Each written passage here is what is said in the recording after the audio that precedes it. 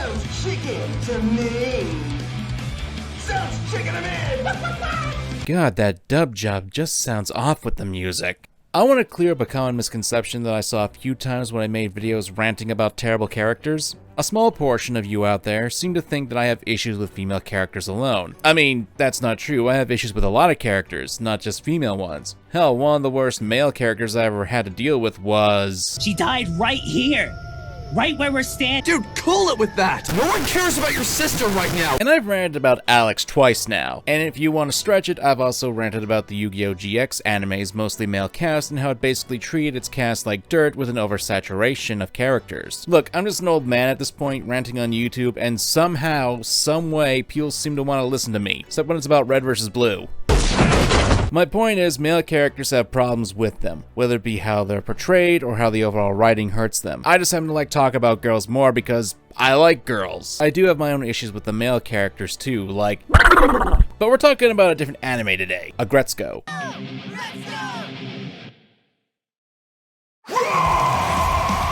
If you're not familiar with the series, let me give a brief overview of its premise. Aggretsuko was created by Sanrio, the same company that made Hello Kitty of all things. You look like one of those Sanrio characters! And frankly, the show is practically the opposite of that. We follow Retsuko, a mid-20s red panda who's single, and yes, that is important to the plot, where she has to deal with the problems that a young worker in Japan must face. It's essentially a show that talks about how crushing the real world can be and really gives a deep dive into how the mundanity of work can affect a person, especially after a long time. And let me tell you, the show really spoke to me. I'll say this right off the bat, the show is good. It's funny, colorful, and personally, it gave me a few things to think about with my own personal work life and what I want to do with my job and life. That being said, it has its imperfections and things that make me sigh. One of those things being the subject of this video, a character named Haida.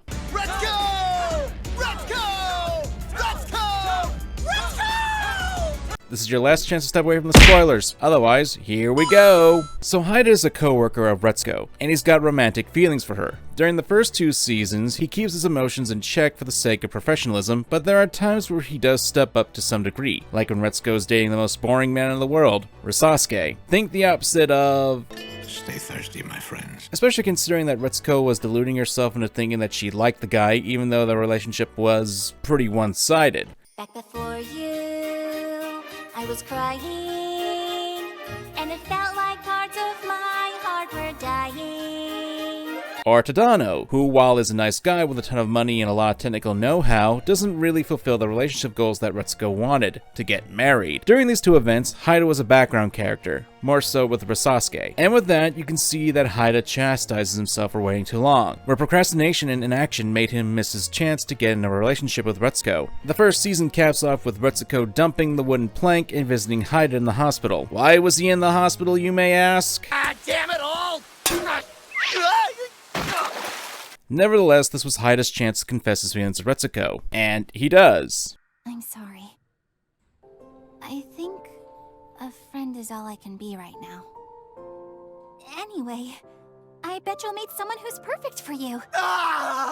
Emotional, damn it! In Season 2, Retsuko begins dating Tadano, who, as I said earlier, wasn't looking for a relationship to go further into marriage, and that was something that Retsuko was, well, settling with. It was at this point that Haida actually did get a more proactive approach in his regard, along with 2 of Retsuko's friends, Washimi and Gori. This was meddling, but at the same time was meddling that was done with good intentions, and it's not like Haida was the one who pursued this sort of thing at the beginning. He went along with Retsuko's friends to get Tadano to Retsuko, who was persuaded to speak her mind about what she wanted. So if I hadn't made it clear, Haida was a character that, while a little indecisive, had a good heart. He was a bit of an underdog in the game of love, and that was something that, from what I understand, was what gave a lot of appeal to people who like him. Haida was a character who was struggling with his feelings and inferiority complex, but still jealous towards Retsuko's boyfriend. That was something that a lot of people can relate to. The appeal is that this hyena had was because of a lot of people had to go through that sort of thing. Rejection is something that a lot of people fear and think that the best way to avoid that pain is not even try at all, but ultimately that's defeatist mindset. It's an underdog story that you can't help but root for, because it's all too common for people to experience these same sorts of emotions. In Season 2, Haida really didn't have that much development except coming to terms with Retsuko not really reciprocating his feelings for her, yet still wanting to look out for her. Now, depending on your interpretation, you can see this as either a good thing or a bad thing, that Haida should move on from attempting to be with Retsuko as he knows for a fact that she doesn't want to be within a relationship with him. On the other hand, people can see him wanting to help her because he just cares about her as a friend. Frankly, that's the thing with subjectivity. It depends on where you stand and how you can view characters and their actions. Personally speaking, I could see both interpretations being valid, but there are probably several other ways to view Haida in this light. I will agree that he didn't expressly grow in Season 2 though, but Season 3 is when things started to get a bit more interesting, and that's with the inclusion of Inui. At the start of this, I thought this was going to be a good direction to take Haida's character. Inui was a secondary love interest that really added a new dynamic to Haida's character. During this time, Retsuko was part of an idol group, just go with it, and Haida, after seeing her in action, decides that he should just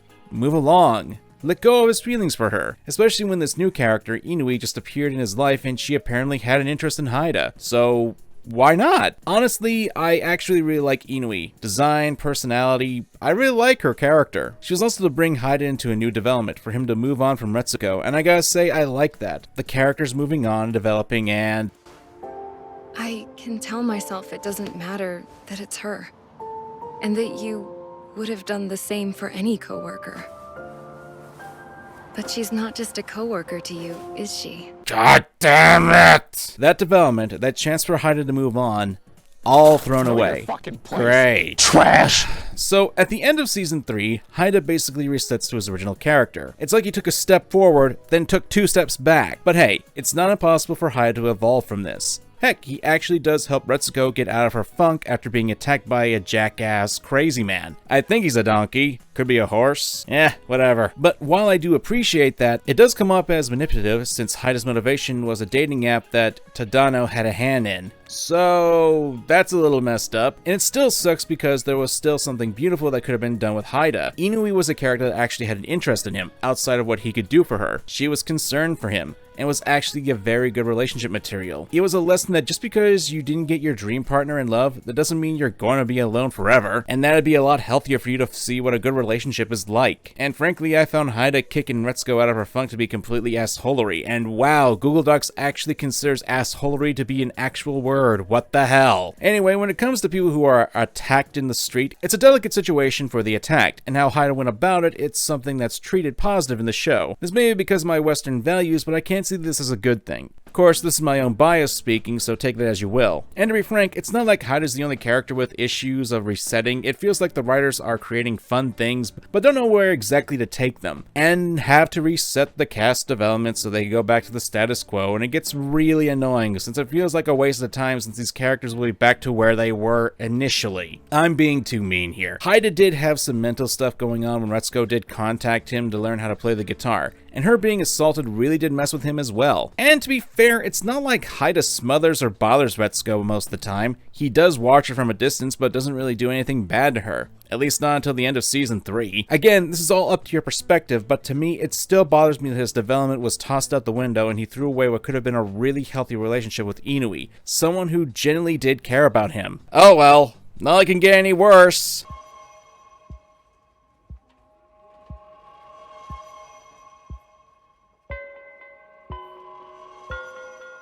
Karma's a bitch, ain't it? Season 4 really rubs me the wrong way. So, before I get into Haida's issues, let me bring up something that kind of makes me annoyed. Retsuko. I have a few issues with her in this season. Yes, I'm glad she got development, and considering the past 3 seasons, it's fun to see her go after what she wants despite her insecurities and fears. But it really takes me out of my enjoyment whenever Retsuko puts even the bare minimum effort in what she does and succeeds. For example, getting 1 million subscribers on a YouTube channel that she essentially abandoned, and it conveniently allows her to get ad revenue to the point where she can help support her boss financially. I'm totally not jealous. Totally not! And if anyone tells you otherwise, then they're the devil and should go to hell. It's just not fair. My own insecurities aside, Haida, after 3 seasons of pursuing Retsuko, gets cold feet when he has a chance to date her properly.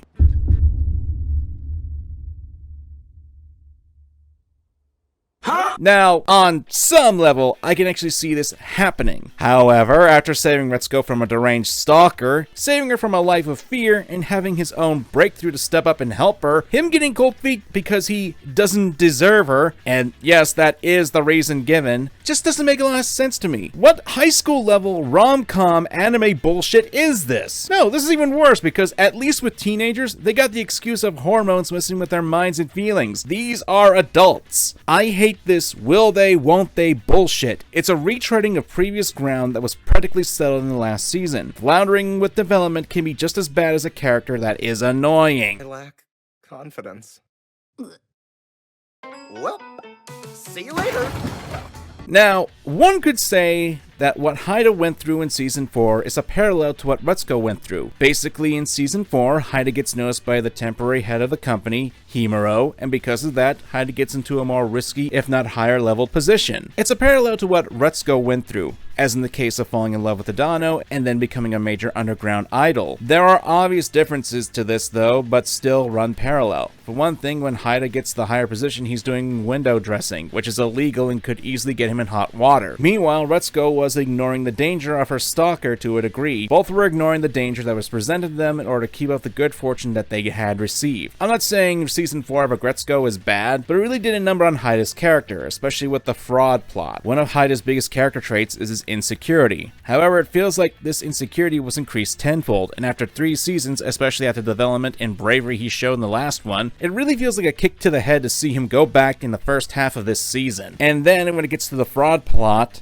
it really felt out of character that Haida would go so far as to commit fraud just because he was never really shown to have that sort of characteristics, as it wasn't within line of what we saw in Haida in previous seasons. This is a character who's an adult, someone who would be well aware that he's committing a crime, and it really contradicts his character from previous seasons. I suppose you could attribute that to Himuro's manipulation tactics, but I don't know, it still rubs me the wrong way. It's hard to explain, but it just does. At one point, Haida asks Himuro if what they're doing was wrong, and Himuro states that's necessary, but yes, it was wrong. And you're telling me that's enough for Haida to keep going after that? But I think what really gets under my skin is that Haida basically becomes the secondary antagonist of the season. Actually, if I'm being honest, Haida really didn't learn anything from this. He was caught red-handed and was forced to stop, but I'm fine with Retsuko helping him see the error of his ways since it's a good character interaction, but... Why haven't you beat him yet? Do I have to do everything myself? What? Is this supposed to be an attempt at redemption? Because if it is, then... what the hell just happened? Well, so much for Haida standing up for himself and earning his redemption. I'm fine if a character messes up. That's what makes a good character work, as it humanizes them. But if you portray the character as a good guy and show him redeemed, as the last episode of the season implies with him and Retsuko going on a date, then please allow the character to earn their redemption. It's taking away the character's agency. Like, there's a scene where Haida asks Retsuko to trust him. That should have been a sign that Haida was either going to refuse Himuro or turn into a whistleblower. That would have been a much better turn for Haida, rather than have him turn code be prompted by Retsuko's intervention and then having the supposed redemption be undermined by Retsuko barging in and knocking the two out a window, which apparently Retsuko now has the ability to scream people out of buildings now. I know that a lot of people enjoyed this season, and while there are things I dislike about it, Haida probably being the biggest issue to the point where I make a video about him, there's a lot I do like. I really do like Himuro. He's got a wicked design, as probably the first antagonist to be fleshed out in this entire series. It's a shame that he probably won't be back in the next season. There was also a lot of development for the side characters like Tone. There's more stuff that I like, but I'm trying to keep this video at a decent length. Really, Haida was a character that I really related to, but the turns they made with his character really rubbed me the wrong way. But hey, that's just me. I appreciate you guys giving me a small amount of your valuable time, and I hope to see you guys again in the next video. I'm MangaKamen, and thanks for watching.